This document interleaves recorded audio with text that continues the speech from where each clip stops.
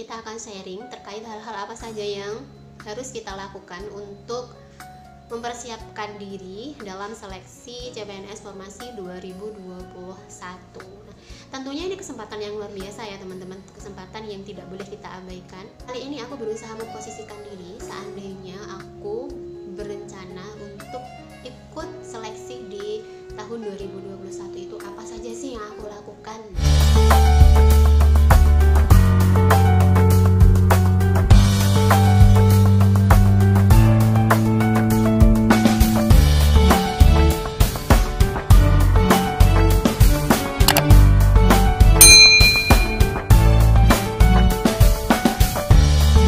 Assalamualaikum warahmatullahi wabarakatuh. Bismillah, alhamdulillah, Allahumma sholli ala Muhammad wa ala ali sayyidina Muhammad. Segala puji bagi Allah, semoga sholawat serta salam tetap terima kepada junjungan kita Nabi Muhammad sallallahu alaihi wasallam. Hai semuanya, apa kabar hari ini? Semoga selalu sehat, selalu baik, selalu berbahagia, selalu dalam lindungan Allah dan selalu bersemangat untuk menjalani apapun hari ini. Baik teman-teman semuanya, welcome back to my channel. Terima kasih sudah hadir di channel ini, terima kasih sudah klik video ini. Buat teman-teman yang mungkin belum mengklik tombol subscribe, boleh nih klik dulu tombol subscribe-nya ya, dan juga like dan juga share-nya, supaya kalau ada informasi yang bermanfaat bisa tersalurkan kepada yang membutuhkan. Baik teman-teman, dalam video kali ini aku masih mau membahas hal-hal seputar CPNS. Nah, buat teman-teman yang saat ini sedang proses pemberkasan pengajuan NIP Formasi 2019, mudah-mudahan dilancarkan prosesnya ya. Mudah-mudahan tidak ada lagi peserta yang gagal di tahap pemberkasan ini. Mudah-mudahan semuanya dilancarkan sampai penerimaan NIP dan penerimaan SK CPNS. Dan buat teman-teman yang masih berjuang untuk seleksi berikutnya, semangat. Nah, teman-teman semuanya sudah pasti tahu ya, info terbaru dari seleksi CPNS 2021 itu diperkirakan akan dibuka pada bulan Maret. Juga info terbarunya bahwa formasi di 2021 ini akan lebih banyak dibandingkan 2019 lalu, karena jeda 1 tahun itu tidak ada seleksi ya. Di tahun 2020 ini tidak ada, jadi dimungkinkan di 2021 itu nanti formasinya jauh lebih besar. Mudah-mudahan ya teman-teman, karena semakin banyak formasinya, tentu saja kesempatan bagi teman-teman untuk lolos itu juga semakin besar. Kita akan sharing terkait hal-hal apa saja yang harus kita lakukan untuk mempersiapkan diri dalam seleksi CPNS Formasi 2021. Tentunya ini kesempatan yang luar biasa ya teman-teman, kesempatan yang tidak boleh kita abaikan. Kalau teman-teman masih belum berhasil di Formasi 2019 kemarin, evaluasi apa saja hal-hal yang perlu diperbaiki untuk menunjang seleksi di 2021 ini sehingga bisa mencapai kata lolos sampai di pemberkasan NIP dan penerimaan SK CPNS. Kali ini aku berusaha memposisikan diri seandainya aku berencana untuk ikut seleksi di tahun 2021 itu apa saja sih yang aku lakukan. Ini tuh juga aku lakukan ketika aku mau mendaftar di formasi tahun 2018 kemarin ya, jadi sudah 2 tahun yang lalu. Tapi mudah-mudahan sharing ini bisa bermanfaat buat teman-teman semuanya. Oke, langsung aja. Yang pertama, memantapkan niat di dalam hati, jangan setengah-setengah. Miliki niat 100%, benar-benar ingin ikut di seleksi ini teman-teman. Karena niat yang kuat itu akan menggiring kita untuk terus tekad maju, terus pantang mundur, mematahkan segala teori insecure. Karena gini teman-teman, kan kadang kita kalau mau daftar tuh mikir-mikir, ya aku daftar enggak? Nanti lawan aku pinter-pinter nih, apa bisa ya aku lulus gitu. Terutama buat teman-teman yang masih pertama kali mau daftar, itu pasti banyak sekali pemikiran-pemikiran yang membuat insecure. Insecure tidak hanya tentang fisik ya teman-teman, tapi juga kemampuan. Jadi teman-teman miliki niat yang kuat, tidak perlu merasa insecure dalam segi apapun. Kita semuanya sama, kita punya kesempatan yang sama, kita punya kemampuan yang bisa diolah. Kita semuanya mulai dari nol untuk menjadi sebuah bangunan yang bisa mengantarkan kita pada kata lolos. Jadi mantapkan niat 100%, jangan setengah-setengah. Oke? Selain memantapkan niat, juga perlu meluruskan niat ya teman-teman. Meluruskan niat gimana sih kak? Meluruskan niat itu gini, teman-teman ikut CPNS ini untuk apa? Untuk hal yang baik atau untuk hal yang kurang baik? Kalau untuk hal yang baik, insya Allah itu akan dipermudah. Tapi kalau untuk hal-hal yang kurang baik, mohon untuk diluruskan niatnya untuk hal-hal yang baik. Karena segala sesuatunya itu tergantung niatnya ya teman-teman. Innamal a'malu binniyat. sesungguhnya kita akan mendapatkan sebagaimana apa yang kita niatkan. Kalau kita niatkan untuk hal yang baik, insya Allah kita juga akan mendapatkan hasil yang baik. Niatkan untuk mengembangkan diri, untuk menggali potensi diri, untuk kehidupan yang lebih baik, dimana itu nanti akan menambah rasa syukur kita kepada Allah, kepada Tuhan Yang Maha Esa. Nah, itu nanti insya Allah kita juga akan mendapatkan hasil yang baik dari apa yang sudah kita niatkan. Mudah-mudahan ya. Dan yang kedua yang aku lakukan itu adalah berdoa, berkomunikasi kepada Allah Subhanahu wa Ta'ala, menceritakan tentang hal yang ingin aku lakukan, tentang hal yang ingin aku hajatkan, gitu teman-teman. Meskipun sebenarnya Allah itu tahu apa yang kita maksudkan, apa yang kita rencanakan itu Allah tahu. Tapi kita perlu mengkomunikasikan apa yang kita inginkan. Itu untuk apa? Untuk membiasakan diri melibatkan Allah dalam segala sendi kehidupan kita, teman-teman. Kita cerita, kita mohon petunjuk, kita mohon jalan kemudahan untuk mencapai apa yang kita niatkan, apa yang kita inginkan, apa yang kita hajatkan. Karena gini teman-teman, tidak ada usaha yang sempurna, karena kesempurnaannya itu adalah ridha Allah Subhanahu wa Ta'ala.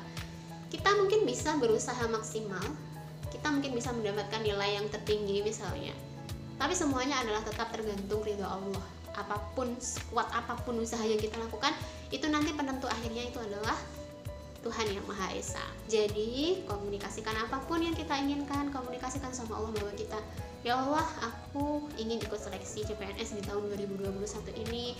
Mudahkanlah usahaku, mudahkanlah, lancarkanlah, berilah petunjuk dalam mencapai keberhasilan di seleksi kali ini. Insya Allah dengan kita selalu melibatkan Allah, kita mengkomunikasikan segala sesuatunya dengan Allah, itu kita seperti apa ya? Kita seperti mendapatkan kekuatan dari dalam diri kita. Intinya doa di sini itu adalah untuk memperkuat proses kita, teman-teman. Sumber energi positif yang akan terus menguatkan kita untuk terus berjuang. Kemudian hal ketiga yang aku lakukan itu adalah mengkomunikasikan dengan keluarga, dengan orang tua, dengan pasangan, dengan sahabat. Mereka mungkin tidak akan membantu kita dalam prosesnya, teman-teman. Mereka tidak akan membantu kita dalam belajar ya kita sendiri. Tapi doa-doa mereka itu hadir sebagai sesuatu yang disebut keajaiban. Lebih tepatnya kemudahan, keberuntungan yang datangnya tidak terduga. Seperti misalnya kasus hasil integrasi SKD dan SKB itu di peringkat kedua, jelas-jelas tidak lulus ya teman-teman. Namun kemudian ada kebijakan pengisian formasi kosong. Nah, nama-nama yang muncul untuk mengisi formasi kosong ini tuh bisa jadi mereka mendapatkan keajaiban, mendapatkan keberuntungan ini tuh dari doa-doa yang dipanjatkan oleh orang tua, oleh pasangan, oleh sahabat-sahabat mereka mungkin. Selain karena memang usaha dan belajar mereka yang sudah maksimal untuk bisa berada di peringkat kedua itu ya teman-teman. Seperti halnya pengalaman aku juga nih teman-teman, di formasi 2018 kemarin itu batas TKP itu cukup tinggi, di mana di sana menjadikan sebuah fenomena yang mayoritas peserta itu tidak lulus. Jadi jauh dari angka formasi yang dibutuhkan. Nah, dari itu kemudian ada kebijakan baru yang menurunkan nilai ambang batas SKD. Nah, aku sebenarnya salah satu peserta yang memang sudah dinyatakan tidak lulus teman-teman, karena nilai TKP aku tuh kalau nggak salah kurang 3 atau 7 poin dari ambang batas yang pertama ya teman-teman.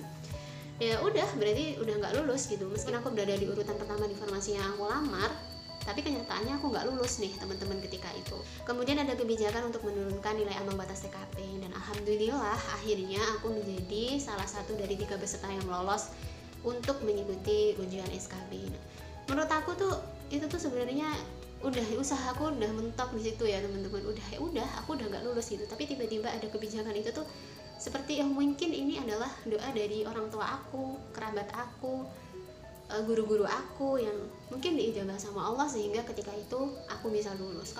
Tidak ada salahnya untuk mengkomunikasikan keinginan kita kepada orang terdekat, karena doa-doa mereka itulah nantinya yang akan menjadi energi positif buat kita untuk terus berjuang dan berhasil di apa yang kita perjuangkan, insya Allah. Dan hal keempat yang aku lakukan itu adalah update informasi CPNS dari berbagai media ya teman-teman. Baik itu dari web, dari Instagram, dari YouTube, dari Facebook, itu tuh banyak banget yang udah nge-share tentang video ini. Nah, buat teman-teman yang baru pertama kali daftar, ini tuh penting banget untuk terus ikut infonya ya teman-teman. Karena kalau kita tidak melek informasi, kita tidak mencari informasinya, ya kita akan ketinggalan informasinya. Ikuti terus karena kebijakannya itu setiap tahun itu berbeda ya teman-teman, dari formasi 2018, 2019 dan dimungkinkan di 2021 ini juga ada kebijakan yang berbeda. Jadi terus ikuti infonya, update-nya kapan dimulai pendaftarannya, terus ikuti ya. Jangan sampai nanti aja nunggu info dari temen, jangan nunggu info dari temen, tapi kalau bisa kalian cari informasi sendiri. Kalau bisa itu kita jangan nunggu info dari temen, tapi kalau bisa kita menjadi informan buat temen. Hitung-hitung ngebantu orang lain. Nah, barang siapa yang memudahkan jalan orang lain, itu Allah lah yang akan memudahkan jalannya, insya Allah. Kemudian hal kelima yang aku lakukan itu adalah memutuskan untuk ikut daftar di mana, di pemerintah pusat atau di pemerintah daerah, atau misalnya di kementerian. Karena dari masing-masing instansi ini seleksinya itu beda teman-teman. Kalau kita ikut di misalnya di pemerintah daerah itu terdiri dari 3 tahap: seleksi administrasi, seleksi CAT SKD, dan seleksi CAT SKB.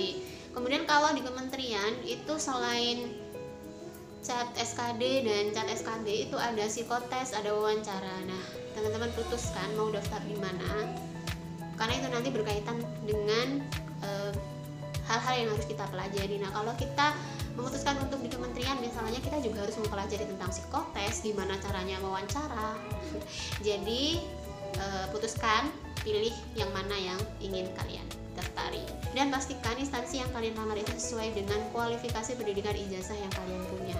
Oke? Dan hal keenam yang aku lakukan itu adalah mempersiapkan berkas yang dibutuhkan untuk seleksi tahap pertama, yaitu seleksi tahap administrasi ini teman-teman. Sehingga waktunya daftar itu teman-teman semuanya sudah siap dan tinggal mendaftar. Hal selanjutnya yang aku lakukan itu adalah memulai belajar ya teman-teman. Jangan menunda waktu. Tapi Kak, kita kan nggak tahu kisi-kisinya, dan tiap tahun soalnya juga beda, terus waktunya juga belum pasti kapan. Ya, betul banget, tiap tahun beda, bahkan bukan hanya tiap tahun tapi tiap peserta itu soalnya beda ya. Tapi kan kita tahu nih, pokok materi dari tes SKD itu kan ada 3, TIU, TWK, kemudian TKP. Itu tahun 2018 dan tahun 2019 itu masih sama teman-teman, TIU, TWK, dan TKP. Selain kita fokus di latihan-latihan soal, itu juga kita bisa memperdalam materinya ya teman-teman, memperdalam, memahami konsep dasar dari materi tersebut. Nah, karena kalau kita sudah memahami konsep dasarnya, sudah paham betul materinya, mau diberi jadi soal apapun, itu kita akan bisa mengerjakannya. Terutama untuk soal TIU nih ya teman-teman, soal-soal yang membutuhkan latihan, soal-soal yang membutuhkan pemahaman, trik, dan begitupun juga dengan TKP. Ini soal-soal yang menjebak nih ya teman-teman. Jadi pahami materi konsep dasarnya, itu nanti kita ketemu soal dalam bentuk apapun, insya Allah kita akan bisa mengerjakannya. Kemudian untuk waktu ya, memang waktunya memang belum pasti ya, diperkirakan itu Maret, bisa tepat di bulan Maret, bisa lebih cepat, bisa juga mundur. Dipersiapkan aja selagi ada waktu, karena tidak ada ruginya untuk belajar ya teman-teman. Kalau kita tidak ahli dari lahir, maka kita bisa menjadi ahli dengan proses perjuangan belajar. Oke? Kemudian hal berikutnya yang aku lakukan itu adalah gabung di grup belajar CPNS 2021. Nah, grup yang menurut aku efektif itu adalah grup-grup yang ada di Telegram ya teman-teman. Karena kalau di Telegram itu bisa merekrut anggota yang kapasitasnya lebih banyak dibandingkan WA misalnya. Masih pentingnya grup Kak. Nah, pentingnya kita gabung di grup ini tuh adalah untuk menjaga mood belajar kita nih teman-teman. Kalau kita tidak tergabung dalam grup itu kan mungkin kita kadang ngerasa malas belajar gitu. Nah, ketika kita gabung di grup itu tuh di sana itu berisi orang-orang yang memiliki semangat luar biasa. Nah, di dalam grup itu tuh setiap hari berbagi info update CPNS, kemudian bahas soal, kemudian berbagi soal, dan juga saling memotivasi antar anggota grup. Nah, jadi menurut aku penting untuk tergabung dalam sebuah grup belajar ini.